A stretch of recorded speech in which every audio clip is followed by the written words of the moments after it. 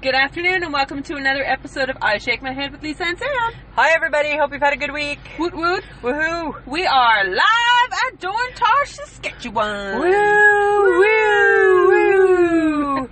And what is Dorntosh, Saskatchewan is what you're all thinking. It is a small town just before you get to the Meadow Lake Provincial Park, Lisa. But more importantly, Samantha, it is where you could become part of the world again because there's cell phone reception. It's the last stop before you get nothing. It's the gateway to civilization, right? It ends here. So friends of the podcast, there's like no cell phone reception where we've been staying. None. It's been crazy. Driving Lisa cray. Yeah, but it's kind of funny because here's what's so weird is that every night, Samantha, I keep my phone on because I use it for a clock so I can see what time it is when I wake up in the middle of the night. Because you're weird. But here's what's so funny is that every single night between like 11:30 and 2 o'clock in the morning, I just randomly get text messages. And then I just randomly get like news updates. There you go. But it says no service. So it's almost like as though the good Lord up above knows I just need a little teaser. I just needs a little teaser. Yeah, and every day, she's been saying to me, it's just so quiet here, which makes me think she can't handle the fact that she does not have cell service. I think, which, by the way, also, she makes me get back into Betty is my car, and drive her to the cell service every day, and one day, it was twice. One day was twice. But I've been good. Yeah, and you owe Betty a thank you because she does not appreciate the gravel roads here. Yeah, because there's no pavement up here, friends of the podcast. Pavement stops at the gates to the provincial park. Pavement stops, and then it's all just like rocks and road. It's nasty. It's kind of funny, and then Sam gets all panicky and all kind of. No, because Betty is going to get hurt. Fine, and Sam gets a little bit of a cranky face on. I do get a cranky face. But I still don't feel bad enough to make you not come out and check. No, because she is desperate. Because my cranky face is worse than your cranky face. Oh, whatever. I'm just saying. Yeah, well, hi, raccoon eyes, and I don't know what happened to the bottom of your lip. Really? Yeah. Okay. Somebody punch you? Did you get a bee sting? That's nice, Samantha. Is this the sun's way of saying you're an asshole? I don't know, because you know what? I've been really doing a good job trying to maintain the level of sunburn, right? And well, the first day you went with no SPF. Yeah, I'm going back which is how you got the raccoon eyes. Yeah, and that's fine, but that'll all work itself in. But I don't know what happened, and I don't know why the sun hates me, but apparently for the last couple days, Samantha, the sun really targeted my bottom lip. So friends of the podcast, this morning when I woke up, and my bottom lip was feeling a little bit sensitive, and you know what? I haven't been graced with really big lips. They're just normal sized lips on my face. And friends of the podcast, I woke up this morning, and you look like one of the characters from Fat Albert. Yeah. If you're at all familiar with the TV show Fat Albert, there's a character called Dumb Donald. He's the dude who wears the wool hat pulled down really, really far. Over his eyes. Yeah, and he has a funny talk because his bottom lip is too big. Hi, Dumb Donald right here. I don't know, but I don't know what's going to happen to it. That's for sure. That's nice, Samantha. Yeah. Really? Yeah. Do you want me to start airing some laundry? Saying it like it is. I'm not dumb. I don't appreciate that whatsoever. Samantha, I have an injury. My lip's been injured. It's because you did not protect yourself. I did. You have the things that you have. I was using Burt's Bees. However, friends of the podcast, here's my issue with Burt's Bees. Dear Burt's Bees, why is there no SPF in your friggin' chapstick? It's funny because they say it was after the fact that she found out she didn't have an SPF in her lip. Yeah. So I'm like, oh my god, how do you not know that? I don't know. I didn't. Who produces something that doesn't have that? So now you're making Burt's Bees accountable for the big fat lip that you have. Absolutely. And I am like a Burt's Bees supporter. But now, you know what? It's making me question my loyalty a little bit. Oh, yeah, because there should be an SPF. There's an SPF in everything. SPF in your foundation. There's an SPF in everything. True. Right? But not on your lips. No. Yeah. So I'm enduring that crisis right now, Samantha. Okay. Oh, it's a crisis. Well, because you know what? I'm just not sure what happens after. Like, does it peel like the rest of me? Oh, God. Does it blister? Like, is it headed to blisters? I don't know what it does. No, I think it would have blistered already. Okay, good. That's just my mother and me. That's good, because you know what? I don't need to go back to work and have a big old nasty bottom lip. This is true. Right? So even though we are still talking to each other. Yeah. I think we have a few things that we need to air out. We have some grievances. We have some things that people need to know. Yeah. That life is not always laughy with Lisa. Or Sam. Right? Because you... Nah. Really? Nah. Okay, go. Mm-hmm. Go. Okay. Start. All right. Monopoly. Oh my God. Who knew that you would be such a great player? A great you player. Are so, like, I'm competitive, but you were, like, out for blood. It's a game against money. It's a game with money. She doesn't even separate her money. And she holds it the whole time. And she's got her separated. Hands clutched around that big money. Yeah, you betcha. However, I think we need to tell people how to win Monopoly. Here's the thing, friends of the podcast. You want to win? You have a good strategy, and I'm like, good on you. You want to win Monopoly? You own all 4 railroads. Yeah. Every freaking goddamn time I went around I landed on Reading Railroad and just gave her my $200. $200, thank you. $200, it's either thank that, you. Or I landed on the income tax. Yep. Well, that one sucks, eh? That just fucking pissed me off. But it was funny because, like, Samantha, so your strategy was you were trying to buy the property, right? And I just had to kind of keep laughing because I'm like, you're buying all of this property, but the problem is that you're not going to be able to afford anything. No, but I also got water and power. Yeah, so it was like a marathon, right? So we played it one night for quite a few hours. We woke up the next day, didn't, because it wasn't finished, right? Woke up the next day and kept playing, right? And finally, at the end of the day, right, you know, we had to call it as it is. No, we're not done yet. It's still sitting there. It's still sitting there till next summer. Yeah. Right? Because we told Hilda, don't touch it. Don't touch it. Don't touch the game. And they won't. No, because they won't. God bless them. Mike's, Lisa's husband, Mike, his parents came down and brought us dinner. Yeah. And we had a lovely, lovely time with them. But they laughed hysterically when they saw the Monopoly board. Yeah. Right? Because we played it the whole time. Yeah, we played it the whole time. Because I refused to give up the fact that I only have $1 to my name. Yeah, even though, friends of the podcast, she certainly has started to mortgage off her properties. I did too. And my stack of cash just keeps getting bigger. Right? But and I did. I got a poopy face. But I think it's when you started putting the corner. It was the corner. Fucking houses on that corner. Watch your language, potty mouth. Sorry. Was it Illinois, Kentucky? Yeah, the orange ones. The orange ones. She put 3 houses on there. I landed on there twice. $700. $750. Yeah. Holy every time. Shit. Like bang, bang. Right? Because, you know, all of a sudden, Samantha, you think that you're like a big hot shot, right? With your no money. And you're like, I'm going to buy a house for Baltic Avenue, which is like the yucky brown one. No, Baltic. Or is it the blue? Yeah, it's a brown one. No, it's brown. Right? They're like, $8. Here you go. But you know what? Yeah. Okay. You knew how to rack up the money and the point, whatever. I won the beauty contest, the second prize in a beauty contest twice. Yes, you did. You never won it once. I did not win the beauty contest once. So pretty. Yeah. No. You're pretty. You won second. So. And it was only $10. And only $10, Samantha. So not that good. You ain't that pretty. Oh, okay, but you know what's really funny? It came down to a pattern. Every 4 or 5 turns, Lisa landed in jail. I was always in jail. You were always landing in jail. And it was so bizarre. I was always in jail. And then I only landed there once.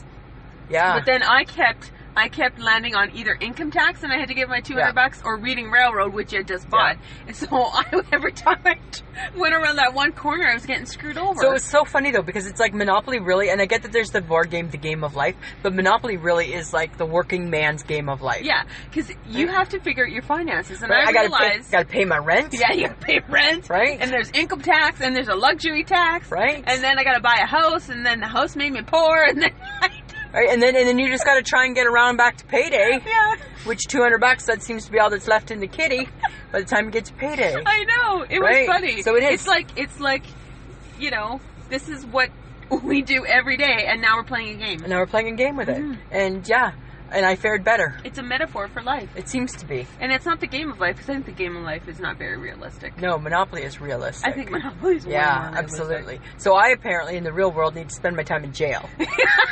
And I will constantly give other people my money. Yeah, and you need to get prettier so you can win the goddamn contest. Number 1. Right? You need to be number 1 for once, Samantha.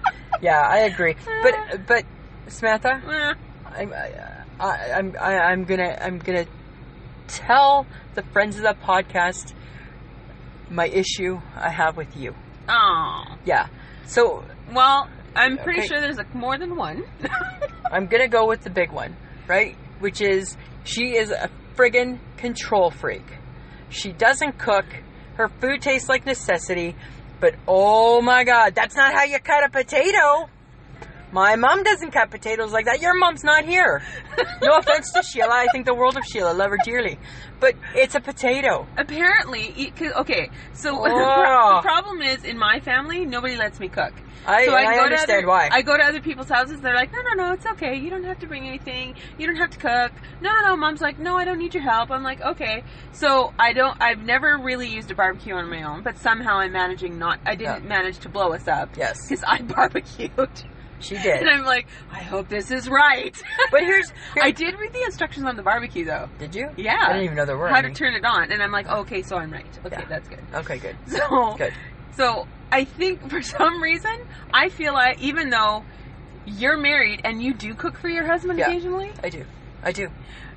Still necessity. I feel like I know more. Yeah, but there's nothing Which is funny. There's nothing to base that on.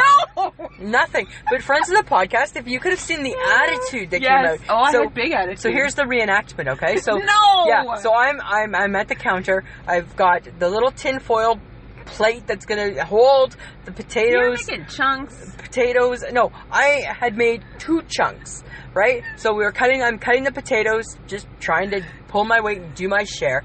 And out of nowhere, Miss Barbecue comes in and she's like, they have to be thinner. That's not how my mom does them. Just like that, with that attitude. I have, over the years. Oh, whatever. Over the years, I have a picture of what my mother does, even though she never lets me cook. Yeah. Thank you, Mom. Thank you, Sheila.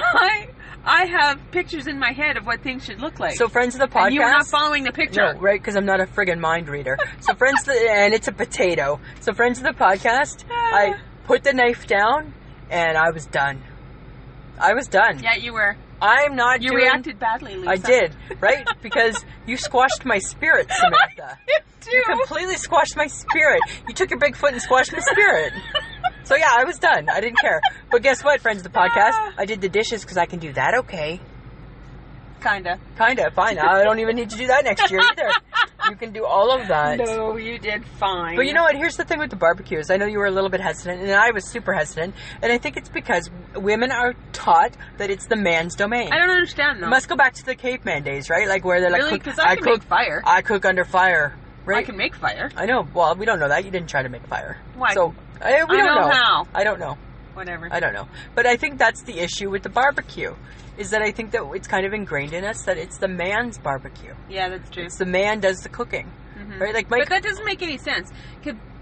Even because the phrase is barefoot and pregnant. Yeah. In the kitchen.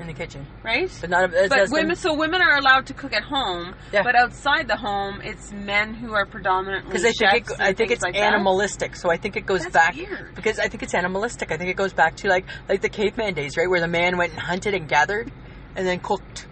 Right? Arr. Yeah. So I think women are okay with the stove, but I think when it comes to the barbecue, that's like not the woman's domain. Women who listen to this podcast, get your barbecue on. Get your barbecue on. I did it. I didn't blow myself up. No, right?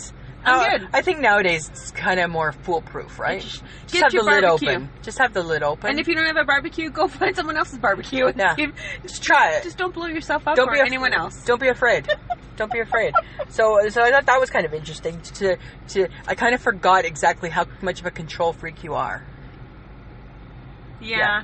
I did. I kind of control the world. Well, in your mind, you certainly do. In my mind, I do. Yeah. And I just didn't have the energy to argue. I'm like, whatever. Mm-hmm. That's fine. Okay. Mm-hmm. Okay, Samantha. But look at me being a nice friend, driving you every day to freaking cell service. Whatever. Putting Betty at risk. Whatever. One time, Samantha, let's be honest, right? One time we went for ice cream. So there was a benefit to that. Right? So don't make it sound all that. And you check your Instagram. Right? Yes, I do. So I'm just saying, right? All right. You know, another thing that I thought was kind of interesting about being out in the wild is the TV. Yeah, they actually have TV out Yeah, because they have satellite in the bush, right? So, but the thing is with satellite is it just seemed to be very finicky. Well, it's this high def that's finicky. But he told us that there's trees blocking. But I think it's all. But it seemed all because you seem to always just keep struggling to find a channel. Because that was the high def stuff. But why were we always But the normal channels were fine. But it didn't seem like it. But there's like 1 million channels on satellite TV. Yeah. And they're all the same. They're all the same. Yeah. So one night we were changing channels and we came across Alaskan bush people. Oh my God, friends! Oh my God! All these channels and there was nothing else on. I'm a fan. I'm hooked. I'm hooked. I was like, there's people like this? Okay, so here's the thing. I don't know how many friends of the podcast actually watch that type of TV. I never have had heard of it before. Neither had I. Right? No. But it's been on since 2014. Where have we been? Where have we been? So they're like years. They're like 3 years into this episode. And what it is, friends of the podcast, it's the most bizarre thing. It's a little bit weird in a kind of creepy type of way. Right? But it leaves you wanting more. It leaves, like they hooked me. They hooked.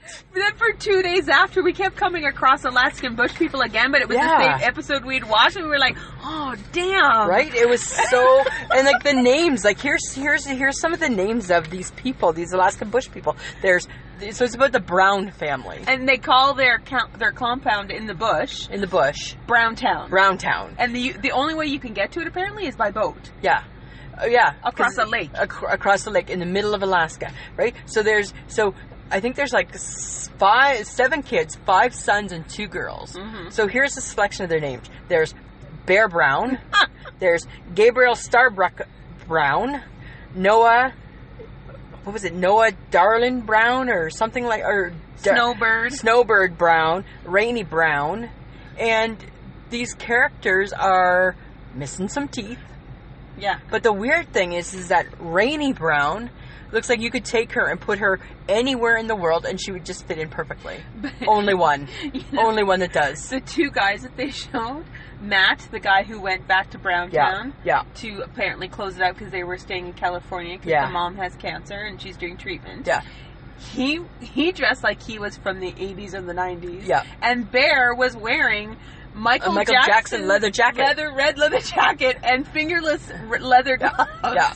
And I'm trying to think of, you're too young to know this stuff. Yeah, but he's 30. Yeah, I guess so. So it's kind of like... It was so weird. So it's like they hadn't seen... Civilization, and they may have gotten a VHS or something. Or they all took their last piece of clothing that they had from like before they moved to this compound. But what was so funny, so now they're getting rid of the compound because of course, right, the mom has cancer. Yeah, and you know what? Shout out to the mom because that's horrible. Yeah. Right? And the family is quite moved and they're all trying to just kind of survive that. So it shows their struggles.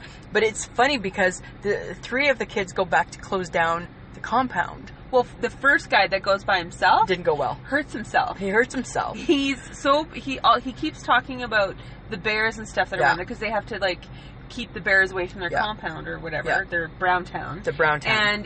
And all we see on the screen is they've heard an explosion in Browntown. So and Buddy blew his head off.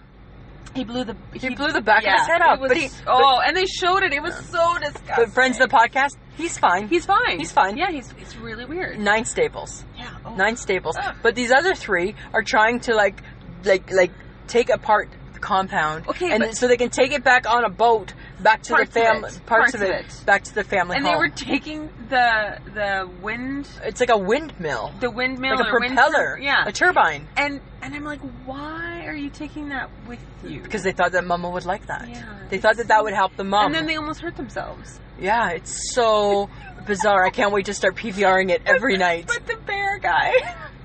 So Bear Brown. He's walking up to the bear and he's like, I'm gonna get this. And he talks so weird, like, I'm gonna get this. Right? He kind of sounds like a little bit like Bill and Ted's Excellent Adventure type of guy. I'm just like, there's people like this out there? Yeah. They're so strange. Right? And he's all like, hey, bear, shoo. You gotta just look me in the eye and shoo. And I'm like, it's so hard to believe that this happens in real life, but obviously it does. And then he was like, I was so happy to be back here, and he's jumping up and down off of logs and he's doing like all these funny moves and shit. Yeah, it's like I'm like, this part animal. This is real. This is so what weird. You do in your normal life, or is this for camera? But then here's my thing, right? Like, what about school? Do they go to school? I don't know. I don't know. Right? Maybe they're homeschooled. I wasn't under the impression any of them were smart enough for that, but that's just me. Right? I don't know. It didn't seem like a homeschooling group. But then, how do they make money to pay their bills? I don't know. I don't know. They get a reality TV show called the Alaskan Bush People. Well, I'm hooked. I am hooked. I'm watching. I'm PVRing it every week. I'm on it. It's like... I'm going to ask Mike to get me the past episodes. It's the train wreck of... That's so wonderful. Of like, the wild. Because how else... Like, this is why I watched the 90 Day Fiancé. Because it's a train wreck. It's a train wreck. And you just think these people are so bizarre. It just gives new meaning to, like, your jaw falls open onto the ground. Right? Because you just keep watching because you're like, no. Yes. I'm going to be... I'm a fan. It is so weird. I'm a fan. Pencil me in. What you can get addicted to on TV. Yeah. Pencil me in. And why are we surprised that Saskatchewan apparently is the fattest province? I heard that the other day. Yeah, we are. We're fat. And I'm like, well, it's because of all the damn reality TV shows. Exactly. And while I'm sitting on my couch getting my ass fatter, I'm eating. Yeah. We did a lot of snacking. Oh my God. I think it was like, we'd only eaten 2 hours earlier, but it's noon, Lisa. Let's have lunch. Hey, how about a snack? Because when you sit outside, you feel hungry, right? All that energy we're putting out. Fresh air. Yeah, it's too much. It was just an awful lot. It certainly was just an awful lot. But I do have to say, only I was excited about the satellite TV for the morning because I got to watch Live with Kelly and Ryan, even though she's on vacation. He was there, and I love me some Ryan Seacrest. Smith, I don't even understand. I'm going on record as apologizing for making you watch a show in the morning that you absolutely hate. Cringeworthy. But she let me. I did. I don't understand your obsession with Ryan Seacrest whatsoever. Because he's just adorable. He's not, though. He's a little bit annoying. I appreciate him. He's smart. He's a go-getter. He just puts his mind... Hey guys, sorry if you hear like a weird pause or a blip in the recording. Samantha, what the hell just happened? Okay, so we're in nowhere land, so we lost cell service for like a second or a minute or something. All of a sudden, friends of the podcast, there was a transport that drove by, and then all of a sudden, the little round circle with the line through it came up again. Yeah. It is the bane of our existence, that little round circle with the line. So I believe we have, here's hoping we have cell phone service right now. Okay, we're doing it. All right, okay, we're back. What were we talking about? I think we were talking about Ryan Seacrest and how much I can't stand him. And I love him. Yeah, that's where we were at. But that's pretty much the conversation about Ryan, I think. Yeah, and the fact that, and now you're going to make me watch American Idol because Ryan Seacrest is back on that. Oh, totes! We're totally in it. I'm not super excited about Katy Perry. No, don't love me a Katy Perry. No, but I want to see Ryan Seacrest, see if he's improved. He's really loosened up on Live with Kelly and Ryan. Yeah. I want to see. I don't know. You know what? I'm still not sold on him. I still don't. Really? Because I don't enjoy the voice anymore. No, I'm not saying we're going to go back to the voice, Samantha. Okay. But I'm just saying I'm not sold on Ryan Seacrest. All right, I'm just got to give him a chance, Lisa. All right, you know just like people give us a chance. I guess that's a good right? point. Okay, fair. Right? Fine. Calm down. Fine, fair enough. Calm down. Samantha, fair enough. All right. We better get back to it, or else we're going to lose surface again. That's true. We better hurry. Best hurry. We best pick it up. Okay, so the Jeanette Lake is beautiful, and you can see right to the bottom.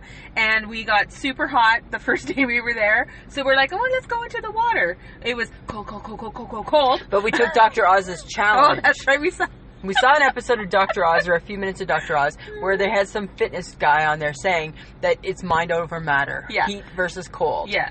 So I don't completely buy it. Yeah. It felt cold. So we decided to be like, mind over matter. It's not cold. It's not cold.